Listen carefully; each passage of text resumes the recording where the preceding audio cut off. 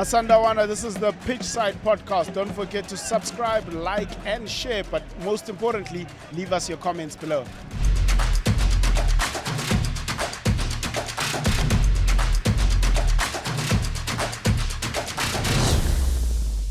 Ladies and gentlemen, boys and girls, another amazing episode of the Pitchside Podcast. And this one is special because we bring it to you from the Club World Cup, but also because our boys really showed up today against Dortmund.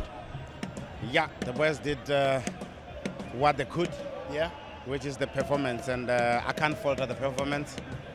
But again, I give them 9.5 in terms of the good things that they've done. yeah, And the good things says they've managed to do what they normally do, and they play the game. yeah, I was worried that this is a big match. yeah, They'll come here and get overwhelmed by the space. yeah. That wasn't the case. Mamelodi Sundowns showed the world today that they deserve to be in this space. This is the benchmark. 100%. In Africa, we know where we are in terms of the benchmark. Yeah, In the world now, in the world stage, now we know where we are in terms of the benchmark, and we can only build from there. Modise, how important was it for us to show up the way that we did today? Yes, there were some mistakes that were made that conceded the goals, but we still managed to come back and put up a strong fight to get the score back to 4-3. When we approached today's game, we knew that it was a game of consequence. Yeah. We knew that it was a game of substance. It was a game that we needed to win. If we don't win, at least get a draw. You still, give yourself a buffer into the last game. But also you're playing one of the, the German giants. Yeah. You're expecting the game to be open. You're expecting a highly tactical game. Of course, we made mistakes, but those type of mistakes are mistakes that actually happen in the game, and you want them to happen so that you can learn from them. Yes, there's certain things that we get away with, but yet again, there's one thing that I'll actually give to the guys is the character, showing that character, coming back into the game, forcing things, and also like playing the Mamelodi Sundowns way, and able to have a scoreline 4-3 against Borussia Dortmund. Not everybody can be able to say that. 100%. I saw the coach of Borussia Dortmund speaking about the heat. Yeah. It is boiling hot out I here. promise you. Yeah, But when the man was way. I thought about a bit Limpopo. No. I've experienced the one in Limpopo. Yeah. It's not the heat in here. I'm in Cincinnati. In Cincinnati, it's what's the word? It's scorching hot. Scorching hot is the word, scorcher, because. But I give the credit to these boys, having to play in this heat, and they didn't even show signs of cracking, not even a single bit. And I love the fact that in moments we played Mamelodi Sundowns way, as you said, you need that kind of a character, and I'm sure in that change room they're looking at themselves in the mirror and they can easily say we are proud of what we have done. We are, and I'm sure the lessons in that 5% that I took out of the 10% is the chances, Modise. In this level, they don't miss a lot. Yeah. And in this level, we need to make sure that every small chance you try by all means to take. You saw the Germans. Yeah. They didn't create the craziest chances, but they took all those four. The second goal, Gurasi the goal, the header, it's not even a chance, half a chance, but they forced issues. We did force some issues in some instances, but I thought we let them off the hook a lot. Yeah. And we should learn from that to say, when we got the teams, punish them and kill them, and make sure that we don't give them even lifeline to say win the game. I think that's the importance, and that's the one thing we can take away from this game is that we had to step up. We had to go to the next level in order to see those differences that have taken place. During the game, Modise, we sat and we spoke about Cupido and the way he played at the back. Amen.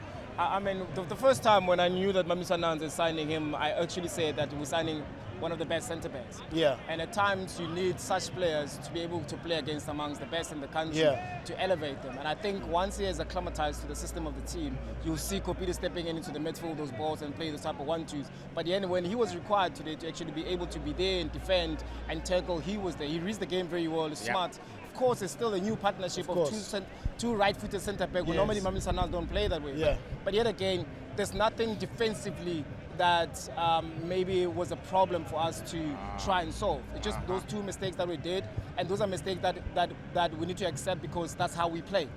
You understand what I'm saying? So but from a defensive point of view, I didn't see any mistakes. It's just one of those games where it is on a different level. You're playing against teams that they know that they might not create enough chances, but the ones that they're going to have, they'll be able to punish. Gents, do you think that maybe for the longest time as a team, we've just been so hung up on this thing of having a right-footed centre-back and a left-footed centre-back? Because we've seen, like today, for example, how it worked having, they're both right-footed, but they still played the game at the highest level. I think it's personal from every player that he understands, the roles of being in that position. And sometimes you can find yourself in the left-footed position and you are a right-footer. But how you manipulate the space and make sure that you gain advantage to get the ball before or quicker before somebody presses you, it's much important. And I think the teams today, with the level of pressing, you can tell that they've pushed Mamelodi Sundowns to where they've never been in terms of technically and obviously with the level of how they see things. But you can say the boys managed to overcome some of the traps and the challenges that were set into this field. And I was quite confident in the fact of normally when we build up, sometimes we get players that will come and interrupt our build up. Today it wasn't the case, and I easily say, I remember we had this conversation that sometimes when we build up, the first line, if we manage to bypass that first line, we must make sure that we use the numerical advantage, especially when we step up the field. But sometimes in this match, we bypass the first line, and then we go back and we invite them again, and that should be moments that we realize and then we execute, and maybe we punish them, the opponent, especially before they regroup, because it will give us more going forward. It will give us ammunition to add numbers into opposition's line. I think what you touch on when Shompo is more around the identity of a team and the way of play. I guess then it does come back to a point where you say our style is Shushan and Piano, but at some stage now it needs to evolve into the modern game to say we've passed that first line. How do we break into the last line? And because now with Borussia Dortmund, we knew exactly how they're going to form. 3-5-2 with wingbacks. Once you allow them to form into those type of lines, then you can implement the Shushan and Piano, because now you want to be patient on the ball, poke holes into the glass spaces. But if they're pressing high, once you bypass that pressing line, then you, like Shompo said, you've got the numerical advantage. And then that's when Reines now becomes such an important player, which he makes those runs over the shoulder. The first 5-10 minutes, he was giving them problems because those balls were played there and he stretched the game. And that gave us a little more space in the midfield to be able to play. But like you say, it's an identity of the team. And also this is a stage as well that I know for sure, I can rest assure you that it's a stage where players are going to learn, the coaches as well are going to learn, the team itself, they're going to learn as to then how is it that we evolve the team going forward when you go back home. Gents, And you're right with that point, because if you realize that the teams want to press you from higher up, the first line is you take the negative pass, which is allow them to press. But the second option is if we can go through the midfield, we can easily play that pass that you're talking about, where Iki has to run into it, and then we join later. But if you realize that today's match, the Borussia Dortmund, when we press, when it's our turn to go mark them, they realize that they can't play, and the press was too much because we were on their faces. What they do, they went to Gorathi without even thinking and without even looking, and they are not shy to bypass the midfield, because once they bypass the press, you should see how dangerous they look every time they go to the wide spaces. That's another thing we picked up, is that they were never pressing Ronman. So he always had the opportunity to play, and you could see the coach edging them on, say, guys, move up higher so that then they can't beat that press that comes in. It's high level. It's a different level. And then for the fact that we still play Mamelodi Sundowns way, and for the fact that you still command respect and a coach of a Dortmund's caliber, it says a lot about our identity. It says a lot about the quality that we have. But yet again, nobody remembers how you lost. People remember the winners. And I think that's where now we need to evolve into. Playing such games, we need to win. And I know that for sure that we stepped on today's game trying to win the game.